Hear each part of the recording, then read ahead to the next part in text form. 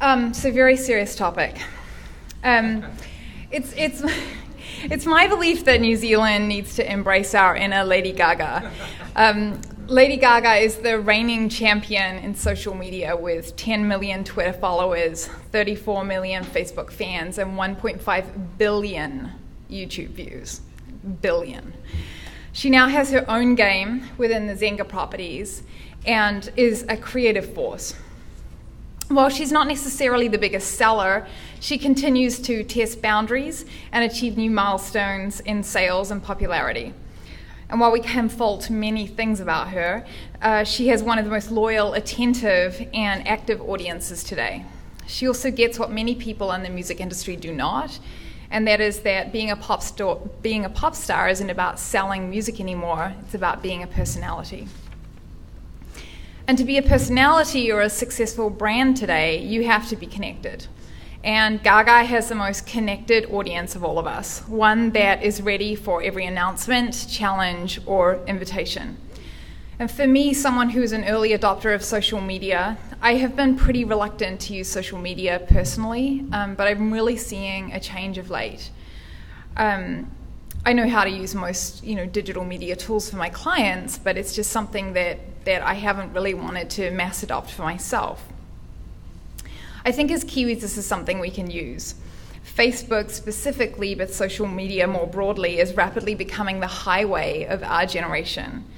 It just as highways transformed business and consumer behavior back in the day, I believe the superhighway, the information superhighway, is going to transform business today.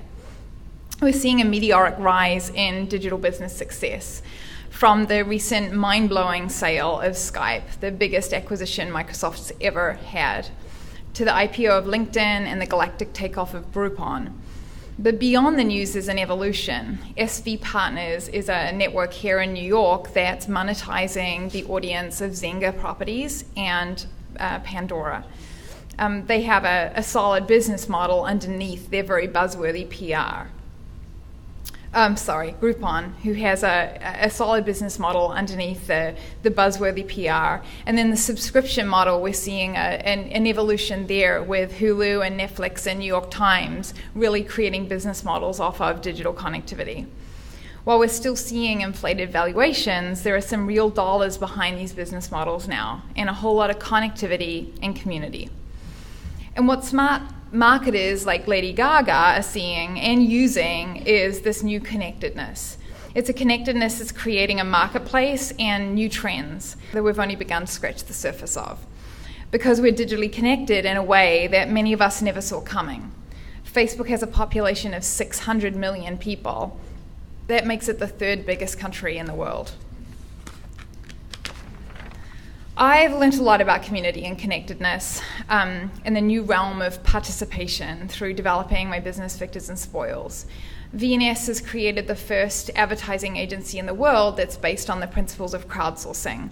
And crowdsourcing defined as the act of taking a task that you traditionally have performed on a one-to-one basis with an employee or a consultant, and instead sending that task to a group of people to submit their solutions, from which you choose the solution that best fits your need.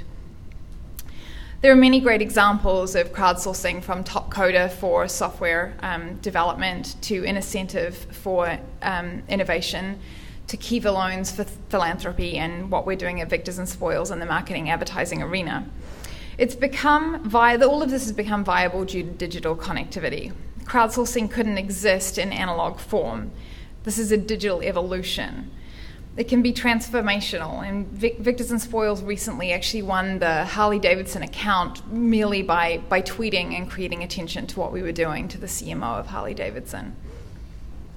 I can do more new business now through Twitter and LinkedIn than I ever can by email, and I'm astounded as I watch my friends build their businesses through Facebook.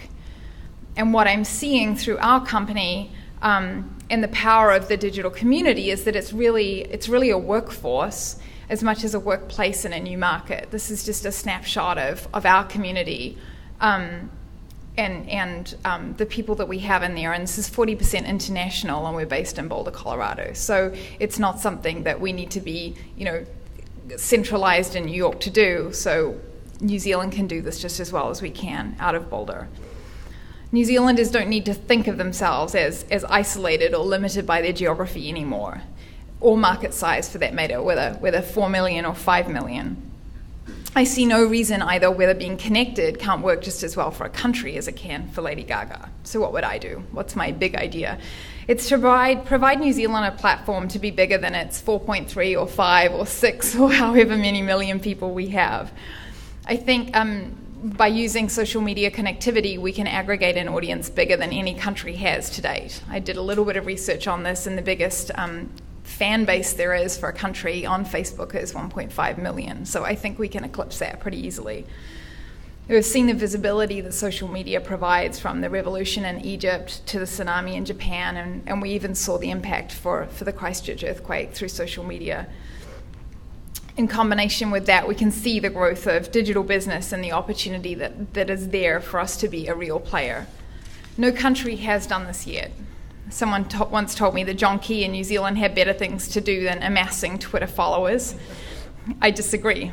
I think it may seem trite, and it's certainly an experiment, but it will put us on the international stage like nothing else. And it's the ultimate connection platform for business, for social, for humanitarian causes, for tourism, and for that elusive front of mind that all brands aspire for.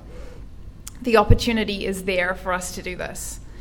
We already have a number of non-digital fans. Let's activate them and create a community. Let's make New Zealand the first country to have a sustained presence online. It's my big thinking.